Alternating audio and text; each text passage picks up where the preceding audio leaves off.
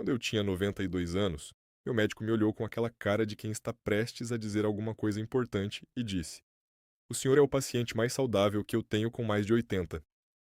Eu ri, porque 92 para mim já parecia coisa de outro mundo. Hoje eu tenho 104. Meu nome é Arnaldo, Arnaldo Ferreira.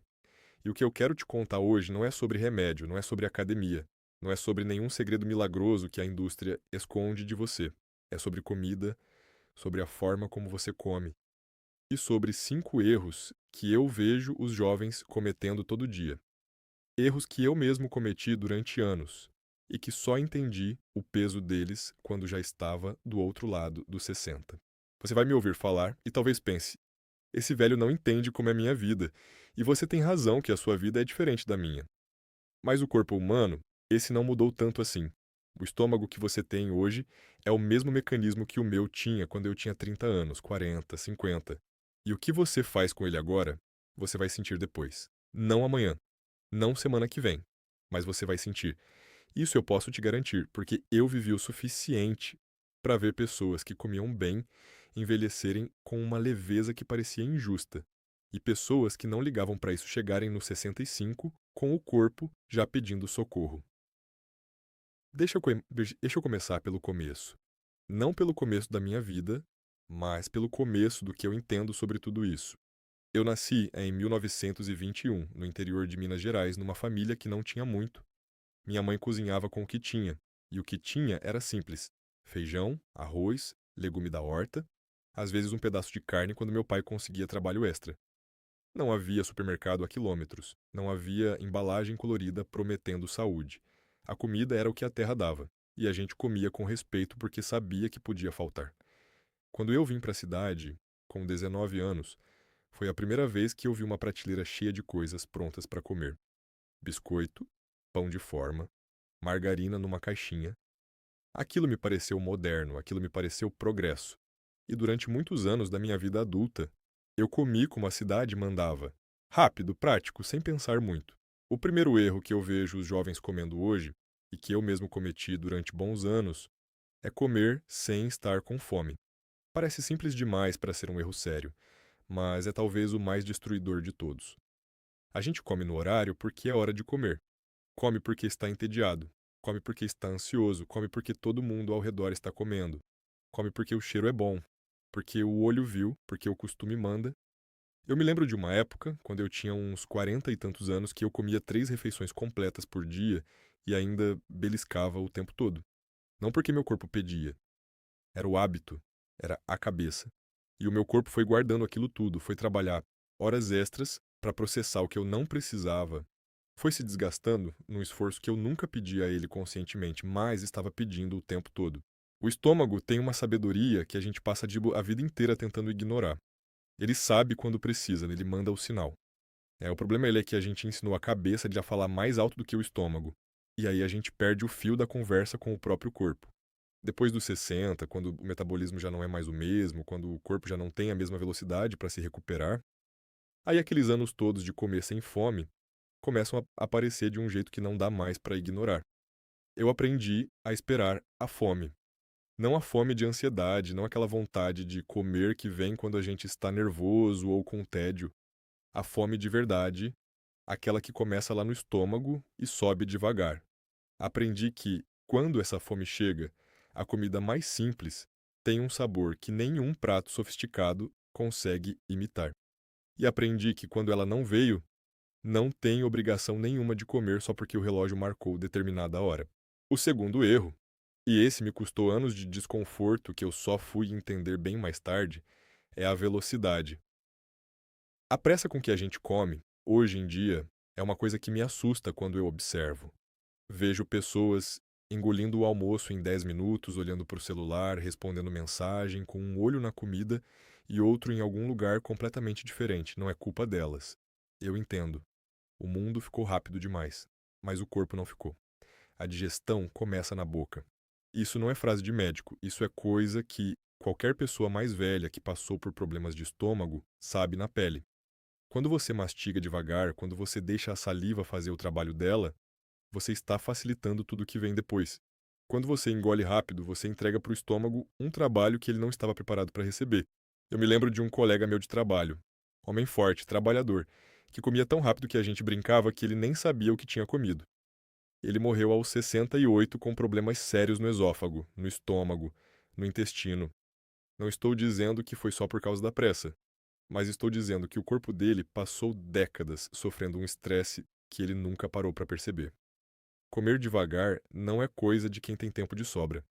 É coisa de quem respeita o único corpo que vai ter na vida. Eu cheguei a 104 anos e uma das coisas que eu carrego com mais convicção é que as refeições da minha vida mais longa foram as mais tranquilas. Depois que eu passei dos 70, 80, 90, eu passei a sentar para comer como se aquilo fosse a única coisa que eu tinha para fazer no momento. Porque era. Porque tudo mais podia esperar. E aquilo fez diferença no meu corpo, na minha digestão, no meu humor, até no meu sono. O terceiro erro é um que a minha geração não tinha tanto, mas que eu vejo dominar completamente a alimentação dos jovens de hoje. É a ausência do alimento de verdade, né? Não estou falando para você plantar sua própria horta, não estou dizendo que comida industrializada é veneno e que você precisa jogá-la fora amanhã. Estou falando de uma proporção, de um equilíbrio que foi se perdendo. Quando eu era novo, a base da alimentação era o que vinha da terra, ou que a gente mesmo fazia em casa. O industrializado era exceção, era ocasião especial, era quando não tinha outra saída. Hoje eu vejo que virou o contrário. A exceção é o alimento de verdade. A regra é a embalagem, ao processado, o que tem uma lista de ingredientes que nenhum ser humano conseguiria pronunciar sem travar a língua. Não estou sendo saudosista. Sei que o mundo mudou, sei que a vida é mais corrida, sei que nem todo mundo tem tempo e dinheiro para comer o que quer. Mas estou te dizendo uma coisa que aprendi na pele. O corpo humano foi feito para reconhecer o alimento. Quando ele recebe algo que não reconhece, ele trabalha mais, ele inflama. Ele fica confuso. E essa confusão, ao longo de décadas, vai acumulando um custo que aparece de maneiras que a medicina, às vezes, demora para ligar ao que você comeu 30 anos atrás. Eu comi feijão com arroz praticamente todos os dias da minha vida adulta. Isso não é poesia da roça. Isso é proteína completa, fibra, minerais, tudo que o corpo precisa numa combinação que a ciência foi confirmar décadas depois que minha mãe já sabia por intuição. Eu como fruta toda manhã, desde que me conheço por gente. Não porque alguém me mandou fazer isso, mas porque era o que tinha, era o que eu gostava, era o que o meu corpo foi aprendendo a pedir. Não estou dizendo que você precisa comer igual a mim. Estou dizendo que quanto mais você afasta a sua alimentação do alimento de verdade, mais você está pedindo para o seu corpo operar com um combustível que ele não foi feito para usar. E depois dos 60, quando a capacidade de compensação do organismo diminui, você vai sentir o peso de cada ano que fez isso. O quarto erro é um dos que mais me doeu pessoalmente, porque eu demorei muito para entender. É a relação que a gente tem com o sal e com o açúcar. Não estou falando de eliminar, não estou pregando nenhuma dieta radical. Estou falando de quantidade, de costume, de como a gente vai aumentando esses dois ingredientes ao longo da vida sem perceber, porque o paladar vai se acostumando, vai pedindo mais e a gente vai dando sem nem questionar. Quando eu tinha 50 anos, eu colocava sal em tudo antes de provar. Era automático. Pegava o saleiro e já ia temperando. Minha esposa, Dona Célia, que Deus a tenha, vivia me dizendo para eu pelo menos provar antes. Eu ria, dizia que ela estava exagerando. Alguns anos depois, minha pressão começou a dar sinais. Não chegou a ser uma crise séria, mas foi o aviso que eu precisava. O que me impressionou quando eu fui reduzindo o sal foi perceber que eu tinha perdido a capacidade de sentir o sabor real dos alimentos. Quando o sal diminuiu, eu comecei a sentir coisas que eu não sentia há anos. O sabor do tomate, do feijão, da cenoura cozida. Era como se eu tivesse estado ouvindo música com o volume alto demais a vida toda e de repente tivesse abaixado. E aí percebesse que havia detalhes que nunca tinha escutado. Com o açúcar foi parecido. A gente não percebe o quanto está consumindo porque ele está em tudo, escondido, né, nos alimentos industrializados, nas bebidas, nos molhos, nos pães. E o corpo vai ficando acostumado com aquele nível, vai pedindo mais para sentir a mesma satisfação. É uma escada que sobe sozinha. E a gente só percebe onde chegou quando olha para baixo e vê que o chão ficou longe. Depois dos 60, o corpo já não processa o açúcar com a mesma eficiência. A sensibilidade à insulina muda, o metabolismo desacelera, e aí aqueles anos todos de hábito aparecem na forma de cansaço, de peso, de inflamação, de uma série de coisas que a medicina vai chamar por nomes técnicos, mas que no fundo tem uma raiz simples. Décadas de um hábito que foi aumentando devagar demais para que a gente pudesse notar. Eu reduzi o sal e o açúcar quando tinha 50 e poucos. Não porque fui radical, não porque fiz uma dieta. Fui diminuindo aos poucos, fui reeducando o paladar, fui aprendendo a se sentir o alimento de novo. E acredito que isso teve um papel enorme na qualidade de vida que eu tenho hoje, com 104 anos. Sem pressão alta severa, sem diabetes, sem os problemas que vejo tantos contemporâneos meus terem carregado pelos últimos 30, 40 anos. O quinto erro é talvez o mais difícil de admitir, porque não é sobre o que você come, mas sobre como você se relaciona com o ato de comer. É a ausência de presença, a desconexão completa entre o momento da refeição e o que está acontecendo ao redor. Eu cresci numa casa onde a mesa era sagrada, não no sentido religioso, mas no sentido de que era o momento em que a família se reunia, que a gente conversava, que as histórias do dia eram contadas. Minha mãe não deixava ninguém comer em pé, comer correndo, comer sem sentar junto aos outros quando havia outros. Aquilo me pareceu antiquado por muitos anos da minha vida adulta, quando eu estava trabalhando, quando eu estava no ritmo da cidade. Eu comi sozinho, de pé, correndo, sem pensar em mil ocasiões.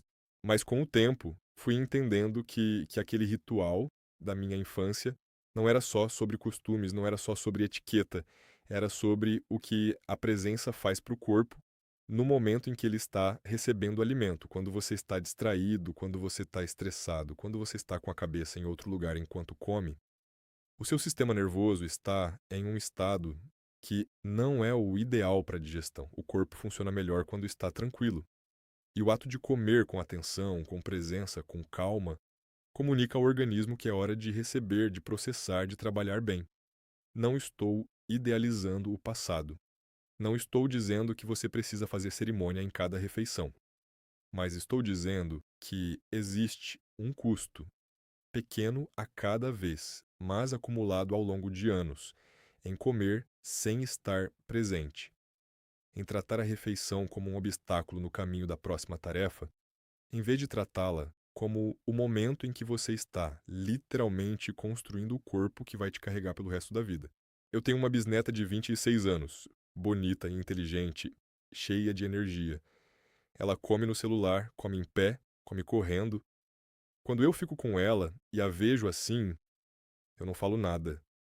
Não porque não quero, mas porque sei que palavras de velho nem sempre chegam na hora certa. O que eu faço é sentar à mesa, preparar meu prato com cuidado, comer devagar e deixar que ela veja. Às vezes ela senta junto, às vezes ela me olha com aquela expressão de quem está percebendo alguma coisa sem conseguir nomear ainda. Eu já tinha 90 anos quando percebi que o maior presente que eu poderia deixar para quem eu amo não era dinheiro nem conselho. Era o exemplo de como viver no próprio corpo com dignidade. Sabe, quando as pessoas me perguntam como eu cheguei a 104, esperam que eu fale alguma coisa extraordinária.